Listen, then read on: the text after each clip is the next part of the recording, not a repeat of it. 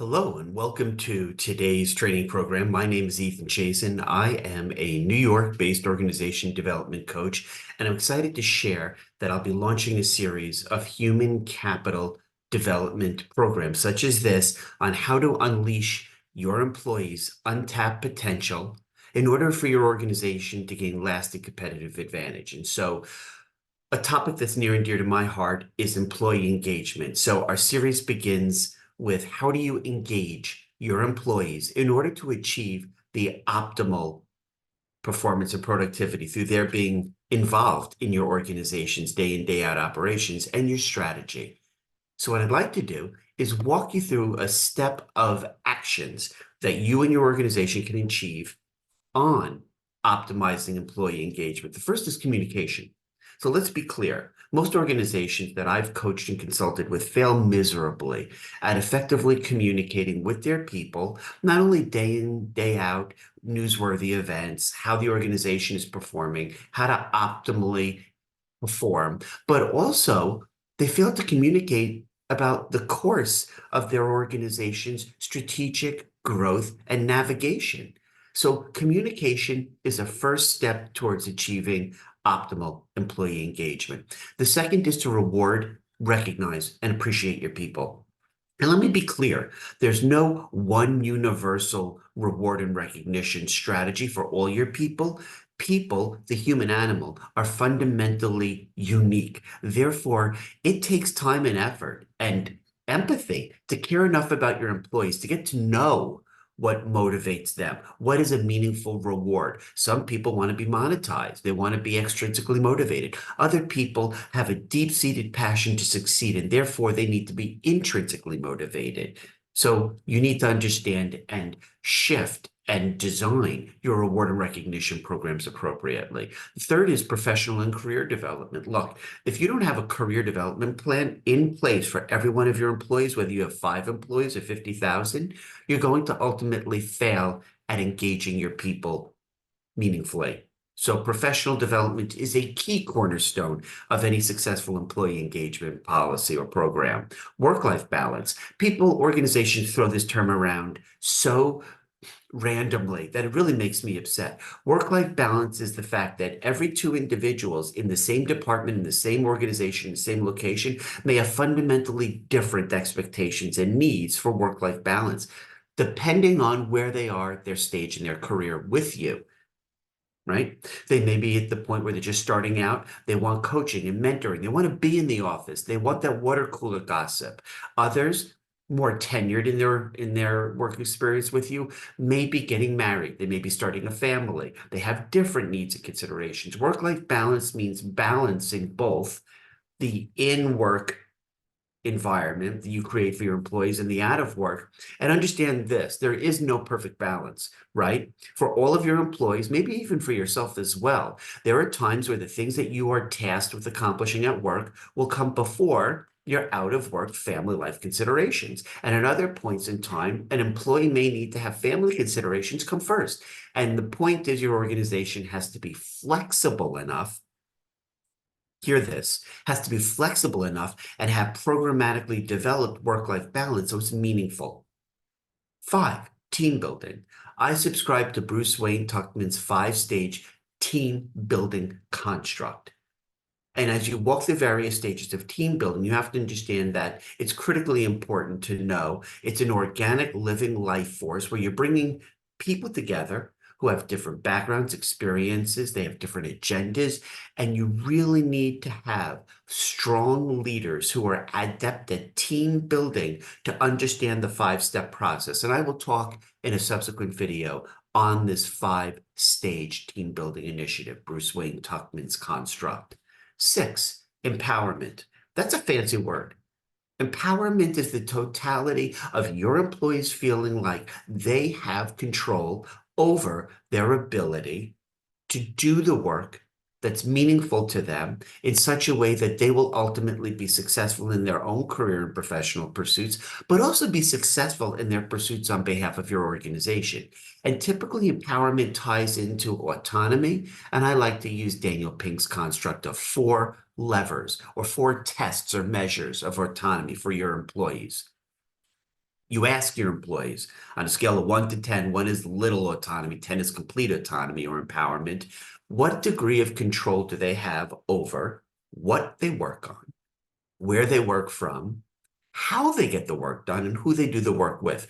You, as an organization, benefit from having engaged employees when they feel the truly, truly powerful sense of them being empowered, that they're given the control, the respect, the autonomy, the tools, the resources, the totality of everything they need to be truly empowered. 7, wellness programs.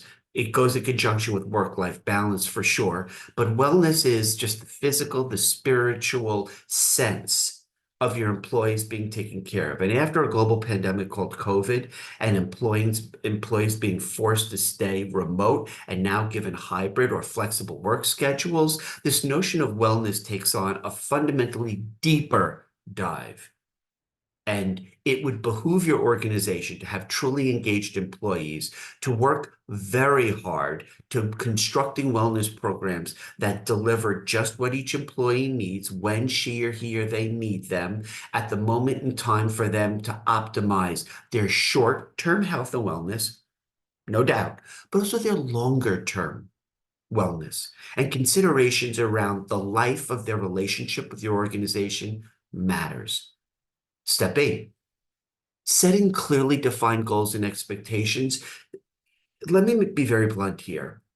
99+% of the times when I've gone into over 500 client engagements and I've coached and consulted organizations how to empower their people and unleash their untapped potential, there is an abject failure between number 1 and number 8. Communicating effectively with your people, and specific to that is articulating clearly defined goals and expectations you have for them on their individual performance. And at the second level, how their performance ties into their team, their business unit, their particular areas performance, and then the totality of your organization's aggregate cumulative performance. But let me be clear. Clearly defined goals and expectations are a two-way street. The nature of the 21st century organization relationship with its empowered employees, as more and more Gen Zs and millennials go into the workforce as a percent of the total workforce dynamic, and more boomers and matures are leaving, the expectations that your workforce has vis-a-vis employee-employer contract have shifted fundamentally. So what I mean by that is clearly defined goals and expectations go the other way, which is what are the goals and expectations that your employees have in their relationship with your organization, what they want, need, desire, expect, and also their expectations, here we go, be very clear on this, their expectations of how your organization acts, behaves, its moral compass, its values in terms of how it engages with the communities that it operates in. And that's fundamentally the same whether it's your organization is a for-profit, a nonprofit, or a government entity. So the last step I talk you through today in terms of all the tools in your employee engagement toolkit is this notion of inclusion and involvement. I'm going to speak real. Most diversity, equity, inclusion programs, that's the latest catchphrase du jour, and it's bullshit. Diversity, equity, inclusion is meaningless when we talk about it in a superficial check that box of organizational corporate social responsibility or what we should do. Meaningful inclusion and associated involvement takes that DE&I catchphrase deeper. It means diversity, equity, inclusion, and another tag along is belonging. Diversity, equity, inclusion, and belonging are all the culture components of your organization that brings in the most diverse set of background, experience, upbringing, diversity, training, education, values, beliefs. So it's not just ethnic, religious, sexual orientation, or gender. It goes much deeper.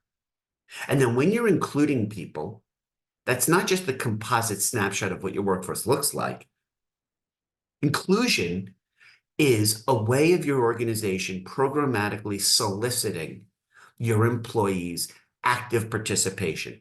Things like, I don't know, idea generation programs where you fund on an annual basis, monetarily invest in soliciting your employees' best ideas because they're closest to the work and they know how to get it done most effectively, funding their ideas around new product and service offerings, new revenue generation, reducing costs, becoming more efficient. So they are included in strategic decision making around growing the top line revenue side of your operations and also your bottom line, protecting and defending against cost and optimizing both. Involvement is employee enterprise programs or resource programs. It's creating groups of employees around their common interests, passions, values, hobbies. Involvement is, do they, as VIP brand ambassadors, most effectively reflect your organization's culture and therefore its values in honoring your vision and mission statement to get them actively engaged, not just the work component of day in, day out, helping your organization succeed in a performance construct, but are they also involved in representing your organization's non-business related matters in terms of your reputational brand, building a great place to work, and becoming advocates who propose and promote your organization's values. So here we are. This is the totality of my initial checklist of great steps that your organization can achieve towards engaging your employees. Be on the lookout for subsequent videos like this in terms of our new playlist called Human Capital. Go to our YouTube channel, check out the playlist, Human Capital Development. And while you're on our YouTube channel, please be sure to subscribe and like the video if you like and want to hear more about topics like this that fall under your people's human capital development. Thank you.